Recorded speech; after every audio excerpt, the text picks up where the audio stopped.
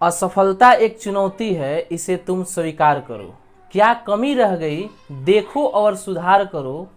असफलता एक चुनौती है, इसे तुम स्वीकार करो। और क्या कमी रह गई, देखो और सुधार करो। जब तक न हो सफल तुम, नींद चैन को त्यागो। यूं ही रण का मैदान छोड़ के न भागो, क्योंकि बिना कुछ किए जय जयकार नहीं होती और कोशिश करने वालों की कभी हार नहीं होती। तो हेलो फ्रेंड, आप सभी का सुफियान क्लासेज के यूट्यूब चैनल में बहुत बहुत स्वागत है। दोस्तों, आज के इस वीडियो एपिसोड में हम लोग पढ़ने वाले हैं कर्ता के साथ क्रिया का कैसे मेल करेंगे। प्रीवियस वीडियो लेक्चर में हम लोगों ने जाना था कि अनुवाद कैसे करते हैं, यानी अनुवाद क्या होता है, और अनुवाद से संबंधित कुछ बेसिक टूल्स को हम लोगों ने जाना था। और आज के इस वीडियो में हम लोग जानने वाले हैं कि कर्ता के साथ क्रिया का मेल कैसे करते हैं। तो चलिए हम लोग शुरू करते हैं कि कर्ता के साथ क्रिया का मेल कैसे करते हैं। अगर आप सभी हमारे चैनल पर नए हैं तो चैनल को सब्सक्राइब तथा बेल आइकन को जरूर दबा दीजिएगा, ताकि मैं जो भी वीडियो अपलोड करूं आप सभी के पास समय समय पर नोटिफिकेशन जल्द से जल्द पहुंच सके और आप सभी उस वीडियो का लाभ तुरंत उठा सके। तो चलिए अब हम शुरू करते हैं, क्योंकि हमारा जो आज का टॉपिक है वो है कर्ता के साथ क्रिया का मेल कैसे करते हैं। तो चलिए हम लोग शुरू करते हैं। तो देखिए, कर्ता के साथ क्रिया का मेल यानी कि हम लोग मिलान कैसे करेंगे। तो ये जो है आपका स, तौ, ते, त्वम, युयाम, युयम, अहम, अवाम और वयम, यानी ये क्या है, आपका संस्कृत का कर्ता है। क्योंकि मैंने इसका हिंदी भी आप सभी लोगों को प्रीवियस वीडियो लेक्चर में बताया था कि स मतलब होता है वह, तौ मतलब होता है वे दोनों, ते मतलब होता है वे लोग, तो मतलब होता है तुम, युयाम मतलब होता है तुम दोनों, युयम मतलब होता है तुम लोग या तुम सब, अहम मतलब होता है मैं, अवाम यानी कि हम दोनों, और वयम यानी कि हम लोग। ठीक है, तो अब हम लोग जानने का कोशिश कर रहे हैं कि जो आपके लकार होते हैं, कुल लकार होते हैं 10। कितने होते हैं? कुल लकार 10 होते हैं। और जो हमारा क्लास 10th का संस्कृत विषय का जो सिलेबस है, और उसमें हम लोगों को पढ़ना है सिर्फ और सिर्फ 5 लकार पढ़ना है। कौन सा लकार पढ़ना है? 5 लकार पढ़ना है। और वो कौन कौन सा लकार पढ़ना है? तो वो है आपका लट लकार, लिट लकार, लोट लकार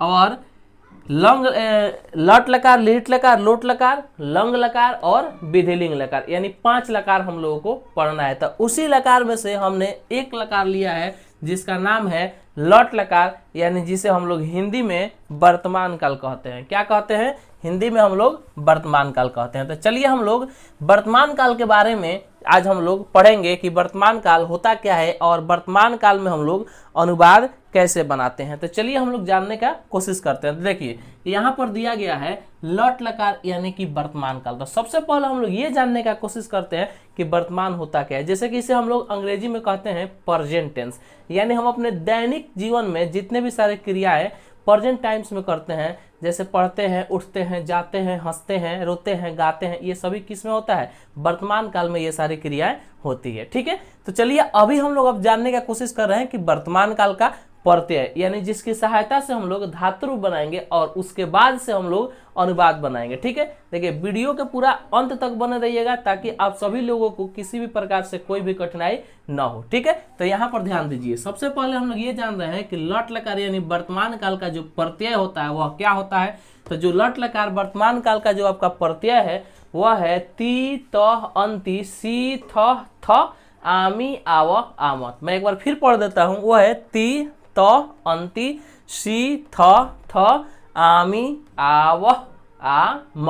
ये है आपके लट लकार वर्तमान काल का प्रत्यय। और लट लकार वर्तमान काल का यदि आपको प्रत्यय याद हो गया तो दुनिया का कोई भी धातु रूप हो, दुनिया का कोई भी धातु रूप हो, आप सिर्फ और सिर्फ लट लकार वर्तमान काल का यदि आपका प्रत्यय याद हो गया, ये वाला ती, त, अंति, सी, थ, थ, आमी, आव, आम, तो आप समझिए कि लट लकार वर्तमान काल में दुनिया के कोई भी धातु रूप आप बना सकते हैं। जैसे कि मैं एक यहाँ पर धातु रूप लिया हूँ, मैं धातु लिया हूँ, धातु धातु यानी कि पट। पट मतलब क्या होता है? पढ़ना होता है। यहाँ पर मैं आप सभी लोगों को धातु की बात कर रहा हूँ, तो धातु होता क्या है इसको आप सभी जान लीजिए। तो देखिए, हिंदी में जिसे हम लोग क्रिया कहते हैं, क्या कहते हैं? हिंदी में जिसे हम लोग क्रिया कहते हैं उसे ही हम लोग क्या कहते हैं, संस्कृत में धातु कहते हैं। यानी जिसको हम लोग हिंदी में क्रिया कहते हैं उसी को संस्कृत में क्या कहा जाता है, धातु कहा जाता है। तो अब यहाँ पर ध्यान दीजिए कि मैं एक धातु लिया हूँ जिसका नाम है पठ, यानी कि पठ मतलब होता है पढ़ना, और हमको किस में बनाना है, लट लकार वर्तमान काल में बनाना है। किस में बनाना है, लट लकार वर्तमान काल में बनाना है। तो चलिए हम लोग लट लकार वर्तमान काल में किस प्रकार से धातु रूप तैयार करते हैं उसको हम लोग जानने का कोशिश करते हैं। तो देखिए यहाँ पर जो आपका प्रत्यय की सहायता से हम लोग धातु रूप बनाएंगे, ठीक है। जैसे कि यहाँ पर दिया है प्रत्यय ती तह अंति सी थह थ आमी आवह आम, ठीक है। तो यहाँ पर ध्यान दीजिए कि जो आपका ये पठ है, तो यहाँ पर ध्यान दीजिए यहाँ पर पठ है कि नहीं है, यहाँ पर भी पठ है और यहाँ पर भी पठ है, पठ पठ पठ पठ पठ और पठ यहाँ पर दिया गया है। और इसमें किया गया है कि सारे के अंत में, यानी ये पठ के अंत में ये जो जितना सारा जो ये प्रत्यय है उसको लिया कर इसमें अटैच कर दिया गया है, यानी जोड़ दिया गया है। तो पठ में ये ती जोड़ा गया है तो बना है पठती, पठ में त जोड़ा गया है तो बना है पठत, और पठ में अंति यानी कि पठंती, और पठ में सी यानी कि पठसी, पठ में थ यानी कि पठथ, और पठ में थ यानी कि पठत, और पठ में आमी यानी पठामी, और पठ में आवह यानी पठाव, और पठ में आमह यानी कि पठाम। ये आपका जो है पठ का धातु रूप है, ठीक है। और कौन सा धातु रूप है, लट लकार वर्तमान काल वाला धातु रूप है। तो क्या ये सिर्फ और सिर्फ आप यदि पठ पर बना है तो क्या केवल पठे पर बनेगा, नहीं। दुनिया का, मैं पहले ही बताया हूं कि दुनिया का कोई भी धातु रूप हो, यदि आपको ये वाला यानी कि प्रत्यय याद हो गया, प्रत्यय, और किसका प्रत्यय, जैसे सबका प्रत्यय अलग अलग है, जैसे लट लकार का अलग है, लीट लकार का अलग है, लोट लकार का, लंग लकार का और विदिलिंग लकार का, सबका अलग अलग प्रत्यय है। तो सारे प्रत्यय को हम लोग यदि याद कर लेते हैं, यानी जो 5 प्रत्यय हम लोग कुल याद करना है, यानी ये जो 5 लकार का प्रत्यय याद करना है, और 5 लकार का यदि आप प्रत्यय याद कर लिए तो दुनिया का कोई भी धातु रूप हो आप उसमें बना सकते हैं, जिस लकार की जब जरूरत पड़ेगी उस लकार का उसमें प्रयोग करके, ठीक है। तो देखिए हम एक और धातु लेते हैं जिसका मतलब होता है कि हंस, यानी इसका अर्थ होता है कि हंसना। क्या होता है, हंसना। तो क्या हम लोग हंस धातु पर बना सकते हैं, तो जी हाँ बिल्कुल बना सकते हैं। और इसमें ऐड कीजिए, हंस में ती जोड़ेंगे तो आपका जो बनता है वो बनेगा हंसती, हंस में त जोड़ेंगे तो वो बनेगा आपका हंसत, हंस में अंति जोड़ेंगे तो वो बनेगा आपका हंसंती। तो इस प्रकार जो आपका हंस का रूप चलेगा वो चलेगा कि हंसती हंसत हंसंती हंससी हंसथ हंसत हसामी हसाव हसाम।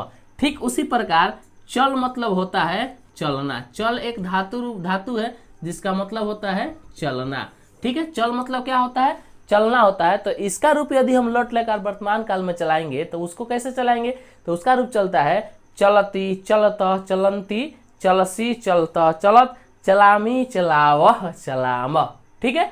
ठीक उसी प्रकार एक धातु है गम, है ना, और इसका आदेश जो होता है वह होता है गच, ठीक है। और जिसका अर्थ होता है यानी जाना, यानी गम धातु होता है जिसका आदेश होता है गच और जिसका हिंदी अर्थ होता है जाना। तो इसका जो रूप चलाना होगा उसको कैसे चलाएंगे, तो उसको हम लोग चलाएंगे गच्छति गच्छता गच्छन्ति गच्छसी गच्छथ गच्छत गच्छामी गच्छावह गच्छामह। आशा करता हूँ आप सभी लोगों को इतना बात जरूर समझ में आया होगा, यानी जो मैंने आप लोगों को अभी धातु रूप बताने का प्रयास किया हूँ, यानी क्रिया आप सभी लोगों को बताने का प्रयास किया हूँ। तो आशा करता हूँ कि आप सभी लोगों को इतना जरूर क्लियर हो गया होगा।